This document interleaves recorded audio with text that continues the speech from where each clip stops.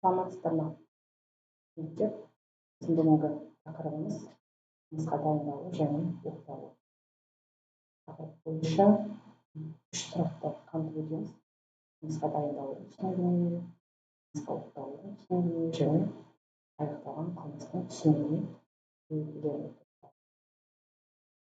жалпы қылмыс жасау сатылары біз 3 топқа жіктегенбіз. Жұмысқа дайындалу, жұмысқа оқыту және аяқталған қылмыс деп. Бірінші кезектегі қылмысқа дайындалу және оқыту бұл қылмыстық құқықтағы маңызды ұғым болып табылады. Себебі олар адамның заң бұзушылық әрекеттерін жүзеге асыруға қалай ниеттенгені, оның әрекетінің қауіптілігін және оған қатысты жауапкершілікті анықтауға көмектеседі. Қылмысқа дайындалу бұл адам қылмысты жасауға ниеттенеді, оны іске асыруға дайындық жасап жасалатын әрекет жиынтығын дайындалу екен. Қылмысқа дайындалудың жасаудағы, сол қылмыс жасаудағы мақсаты қажетті жағдайларын бағыттау. Қылмысқа дайындалудың белгілері жасау үшін жағдай жасау, құралдарды жинақтау, үшінші адамдардың ұйымдастыру. Қылмыс үшін жағдай жасау бұл қылмыстың орын алуына дайындық, қажетті құралдарды сатып алу, орынды таңдау.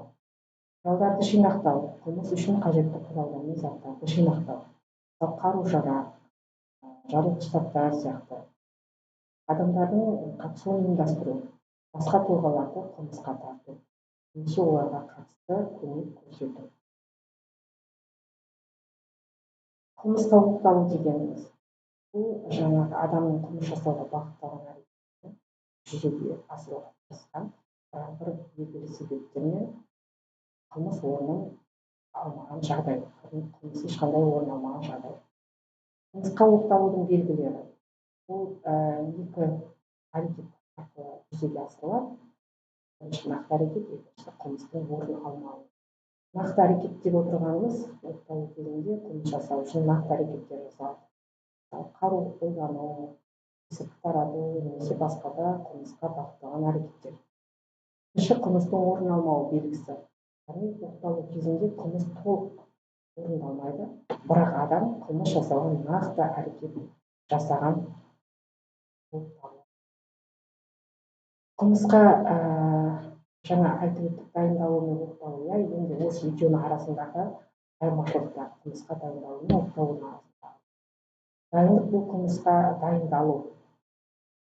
Ал оқыту дегеніміз бұл қылмыс жасауға әрекет жасау, бірақ оны немесе сәтсіздік нәтижесінде қылмыстың орын алмауы. Мысалы, дайындалу адам қару сатып алады, бірақ қылмыс жасай алмайды. Ал оқыту адам біреуді атуға оқыту, бірақ оның әрекеті тоқтату. Қылмысқа дайындалу мен оқытуға қатысты Қазақстан Республикасының қылмыстық кодексінде белгіленген нормалар бар. Сол үшін жауапкершілік көзделген. Қылмысқа оқыту қылмыстық кодекстің кейбір баптары бойынша егер адам өз әрекеттерін қылмыс жасауға тырысса, бірақ ол толық орындалмаса, қылмыстық кодексте белгіленген жауапкершілікке тартылуы мүмкін. Орындалмаса да, толық орындалмаса да. Ал қылмысқа дайындалу кезінде қылмыстық жауапкершілік болуы мүмкін.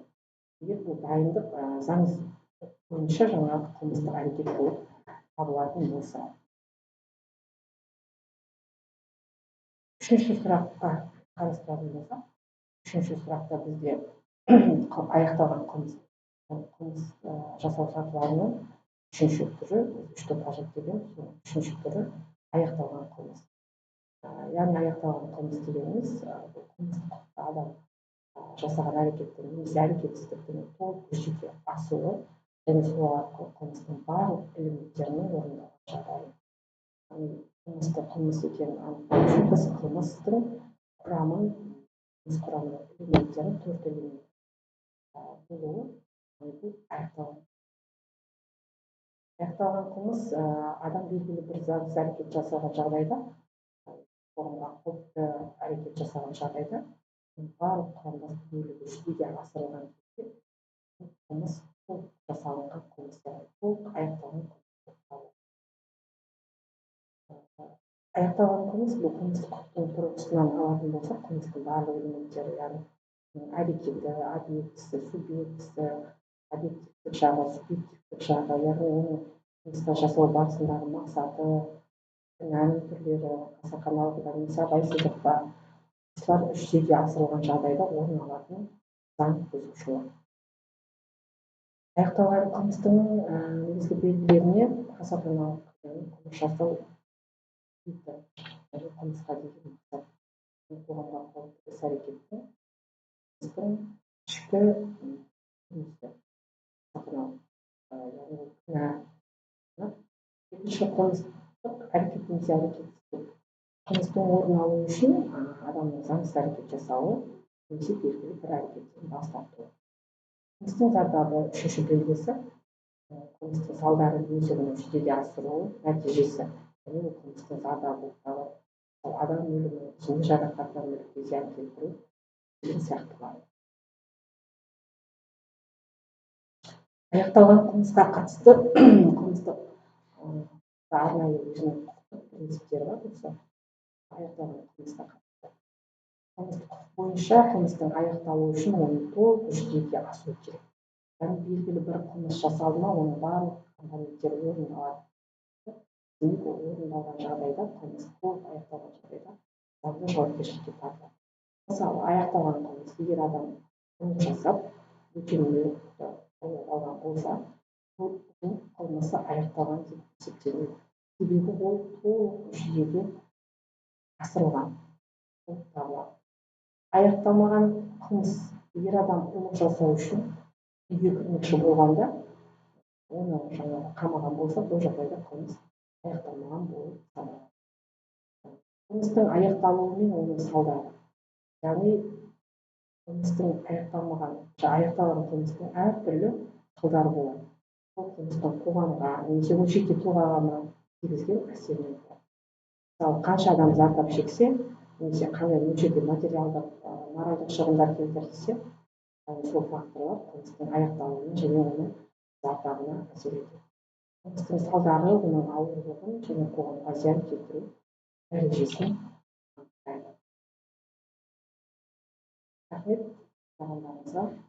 Осымен қылмыс бойынша толық қарастырылды. Үш сұраққа қамтып шықты. Сау болыңыз.